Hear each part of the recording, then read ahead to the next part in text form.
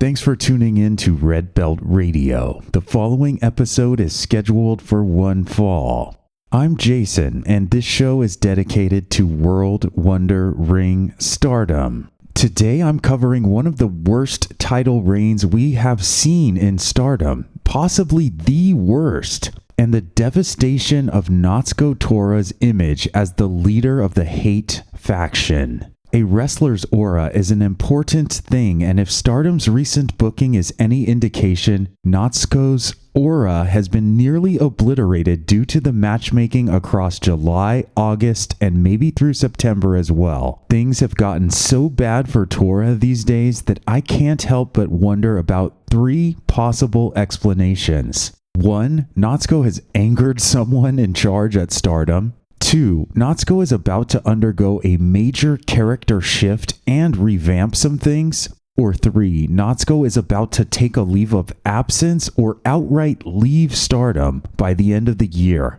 The 2024 5-star GP era has been a burial for the quote-unquote intelligent monster. And faction leaders simply do not get buried like this.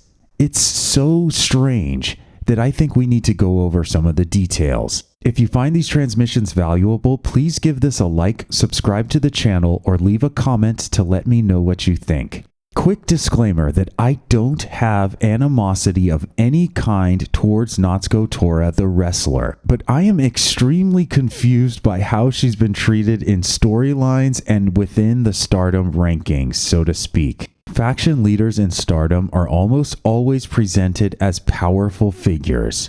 They are red belt champions, tournament winners, and main eventers. They represent the apex of what a Stardom wrestler can become. Two people stand out right now as exceptions to that rule. One is Starlight Kid, who has an excuse.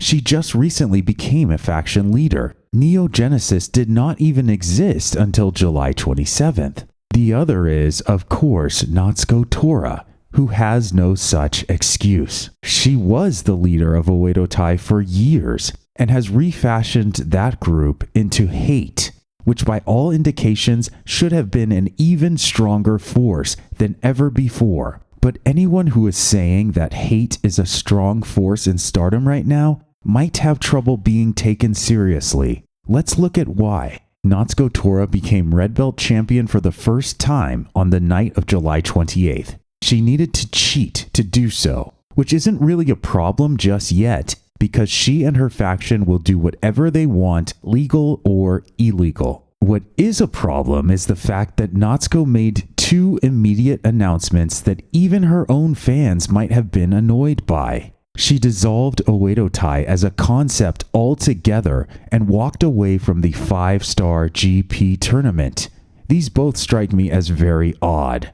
Why not have Natsuko make these announcements at some point ahead of her title match on July 28th, indicating that she wants to focus completely on claiming the red belt? And this is the only way she knows how to do so. She has to tear free of the past, rid her mind of the preconceptions of H.A.T.E, destroy all other ambitions. It's the red belt or oblivion. This gets Natsuko to care about something in Stardom deeply and avoids the whiplash of being excited for Natsuko's win and then suddenly losing excitement because H.A.T.E has disbanded and the champion is ditching Stardom's critical tournament. But there were still 5 members of H.A.T.E competing in the 5-star, which meant that every Stardom wrestler in 3 of the 4 blocks this year had to be on their guard.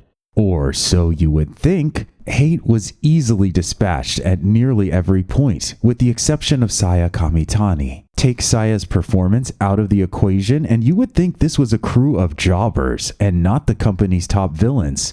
It's almost shocking how bad things got for this group this quickly. I've talked about Natsuko's first singles match as champion, the one against Aya Sakura, in Red Belt Radio's 38th transmission. So now let's look over the Tam Nakano feud.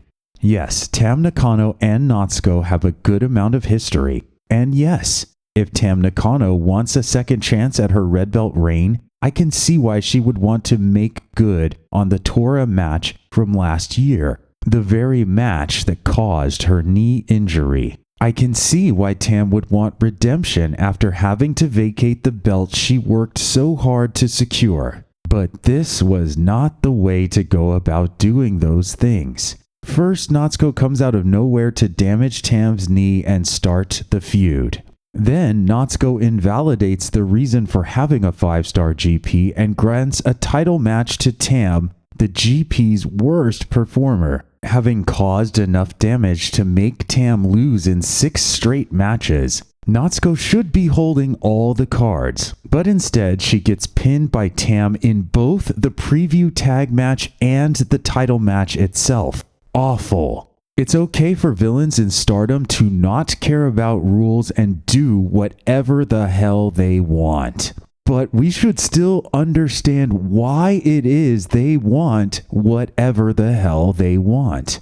And when they're handled well, these villains should be menacing enough to convince us that the thing they want is something they can actually obtain. Natsuko doesn't check these boxes, and now that her red belt reign is the shortest ever in Stardom history, I am left completely clueless. I don't know why she's been put in this position, and I don't know where she can possibly go from here. Stardom knows how to make a wrestler into a menace. Rina is a menace. Saya Kamitani is a menace.